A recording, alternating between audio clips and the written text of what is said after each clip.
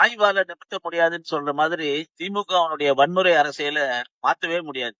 நேத்திக்கு நடந்த ஒரு விவாதத்துல கருத்தாக மோதுறதுக்கு திராணி இல்லாத வக்கு இல்லாத திமுகவினுடைய ரவுடிகளும் குண்டர்களும் பிஜேபியினுடைய நிர்வாகிய சூர்யா அவர்களை தாக்குதல் நடத்திய வன்மையாக கண்டிக்கிறோம். தாக்குதல் நடத்திய ரவுடிகளை குண்டர்களை உடனடியாக காவல்துறை கைது செய்யணும். ஏன்னா காவல்துறை அனைவருக்குமான காவல்துறை, எதுவும் திமுகவுக்கும் முத்துவேலன் கருணாநிதி ஸ்டாலின் அவருடைய அரசாங்கத்துக்குமான காவல்துறை இல்ல. திமுகவினுடைய அராஜகங்களை, ஊழல்ல நடக்கிற அட்டூழியங்கள்ல, ஆட்சியில நடக்கிற அவலங்கள்ல, சட்டம் ஒழுங்கு பிரச்சனையை பத்தி யாருமே பேசக்கூடாதுன்னு நினைக்குது. அது எந்த விதமான ஒரு மனோநிலைன்னு தெரியல. இது ஒரு அதிகார துஷ்பிரயோகம் மட்டுமல்ல, ஜனநாயகத்துக்கு மீது விடுபட்ட ஒரு சவால்னு நான் நினைக்கிறேன். ஆகையினால வன்முறைக்கு திமுக ஒன்னும் புதிதில்லை. திமுக வந்ததிலிருந்தே கட்ட பஞ்சாயத்து வன்முறை அவருடைய டிஎன்ஏவில் இருக்கு. இப்பொழுது திருந்திக் கொள்ள வேண்டும். இல்லை என்றால் 2026 மக்கள் அவர்களை திருத்துவார்கள்.